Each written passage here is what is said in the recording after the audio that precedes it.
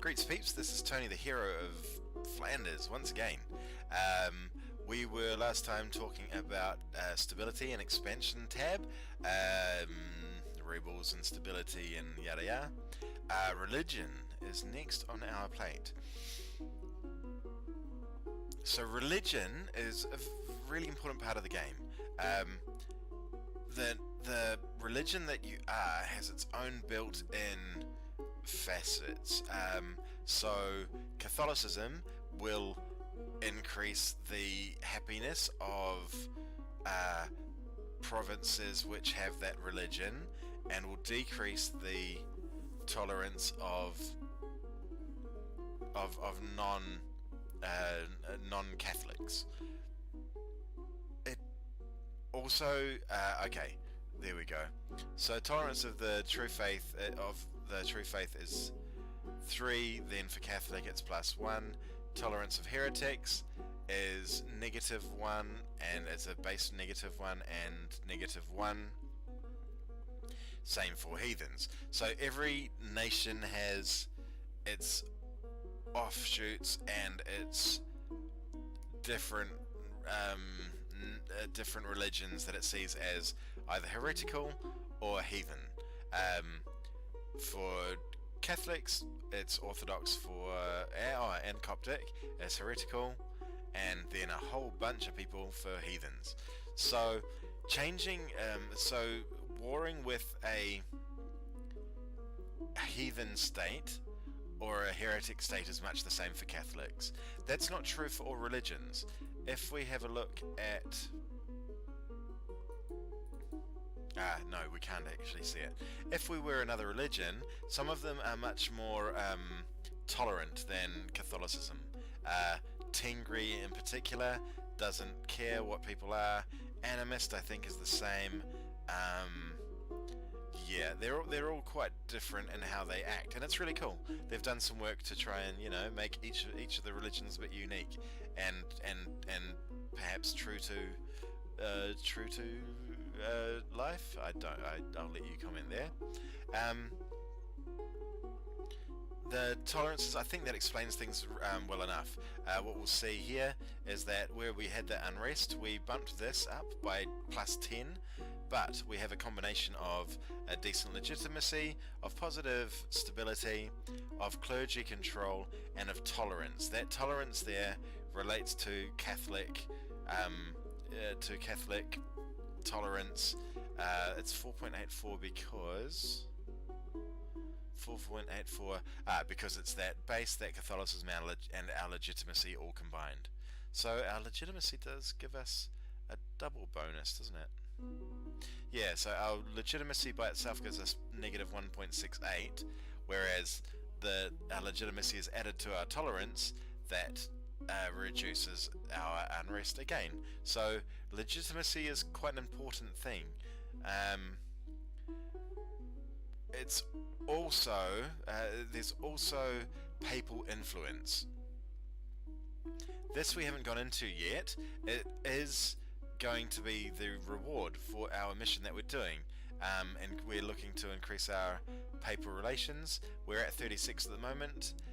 When it gets to 100, we'll get +0.50 yearly papal influence. We currently get we currently have 10.93 papal influence. Each year we get 1.18. Once we do complete that mission, we'll have an extra 0.5. And the reason we have that amount of papal influence is because of their opinion of us, which will continue to increase, and we'll get that nice percentage bonus. And we will hopefully get more cardinals. Cardinals are different than they were when this game initially came out. There was an election game that went on with religions that allowed you to jockey to get more cardinals.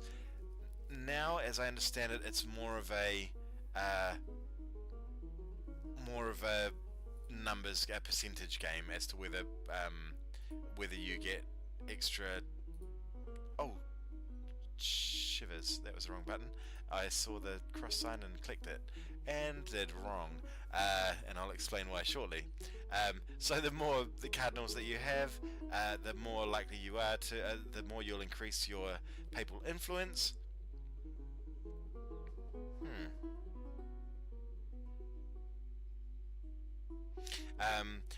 The more likely, the more cardinals you have, the more your papal influence will increase, as will their opinion of, as it will be by increasing their opinion of you, and by doing missions, as we're doing at the moment.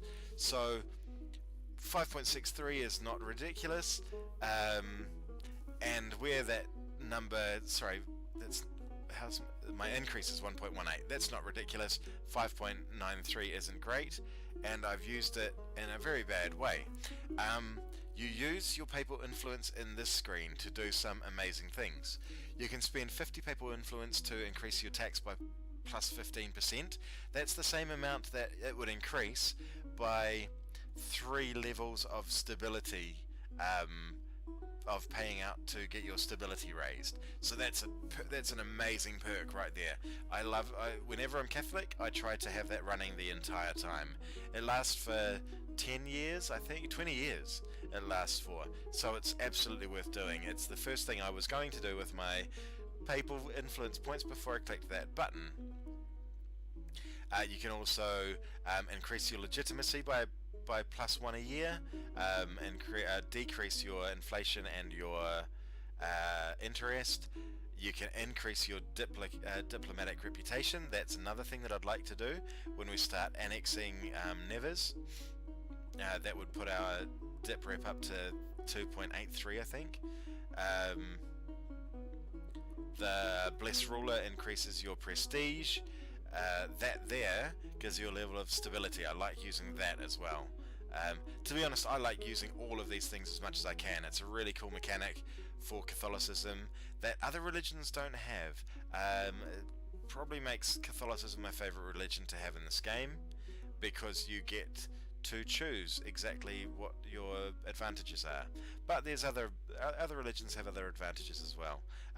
This one increases the amount of manpower recovery speed. So where our manpower recovery speed at the moment is 126 per month, we could increase that by an extra 15%. I'm not smart enough to do the maths on that, but I'm guessing somewhere around another 20 month. That's, it's worth it. And increasing your mercantilism, as we saw before in the trading area, is another super valid way to spend your papal influence. The last way to spend your papal influence is, like I just did by mistake, in trying to become the next papal controller. This is a lottery. Our chances are 100% at the moment, because we're the only person that's spent any papal influence, but interesting. They don't get a great deal more than us. We could become the papal controller, and when you do that, you get a very useful tool of excommunicating and of calling for crusades. Calling for crusade probably isn't a big deal for us until much later on in the piece, but being the curia controller gives us amazing, but excommunicating would be super useful to us. If we could become papal controller and excommunicate France, we have a good chance of becoming super powerful super quick. So that might actually be the go. The curia controller is voted on whenever the current pope dies. He's 62. It's not a bad idea for us to spend every little point we can to try to take control of this thing. That could be a really valid option here, which I've never considered before. Other bonuses that we have an extra diplomat, we have reduced stability cost. When we spend admin to bump our stability, that is reduced by being the curia controller. Extra prestige, advisors are cheaper. 2 extra advisors to choose from when we appoint a new advisor, tech cost reduced, an extra military leader, and reduced aggressive impact. This would be amazing for little old Burgundy. If we could become Curia Controller, I think Curia Controller, that would be super cool. So at the moment, we've got a real good chance. If this clown dies soon, I'm surprised it doesn't show their death percentage chances like it does for your administrators. For your advisors, rather. But 62, I don't know, he doesn't sound like he can live for long to me. So we're going to spend all of our cash there rather than saving up for one of these super useful things. Because that'll be interesting. Alright, that was religion. As I said last time, I want to keep these guys short. God, there's a whole lot more religion to discuss. That'll do for the moment. We've got a 100% chance of becoming Curia Controller.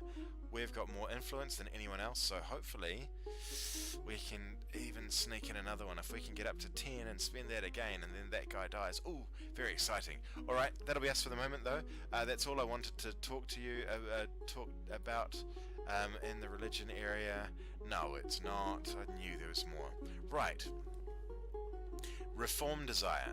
So, each month, reform desire increases. We'll likely see some of the things that will increase it as we go along. At 0.5, that's a pretty damn 0.5%. That's a pretty damn low chance that the Reformation will spawn. But it's still a chance. The crazy thing about this game is that the randomization allows for some weird stuff to happen. So I think we could legitimately see the Reformation occur this month. If we were super lucky / unlucky. Here we can see that same papacy view, it takes us back there. Here we can see that the papal state controls it. Defender of the Faith is a title that you can claim by spending $500 and 500 gold, 500 ducats, and it gives you those bonuses there. The morale, the army morale bonus, the decreased war exhaustion, and the yearly prestige, and the papal influence are all great. But getting a plus 5% technology cost, not so great. It's very useful. I do it often, particularly when I'm facing against an enemy that's tougher than me and I've got extra money. Then I'll do it. But the tech cost, it's always, I don't like spending any more monarch points than I need to. Religious unity, we're 100% religious unity at the moment. When you don't have religious unity, it has some morale effects on your. It has some unrest effects on your people. But we'll examine that later. Missionary strength. This is another great bonus from being the papal controller. From being defender of the faith. It gives you an extra missionary, and I think being Curia controller gives you a. Oh, it doesn't actually help your missionary strength. But basically missionary strength means that you can convert faster. So if you get your missionary strength right up, you can do a whole bunch of converting, and get everyone on the same religious page. And that'll do us for religion. I've been taking too long to do this one. I hope that made sense to you. As always, ask any questions that you need to below, and we'll be back again soon with another topic. Thanks for joining us. This has been Tony, the hero of Flanders, and we'll be back again soon.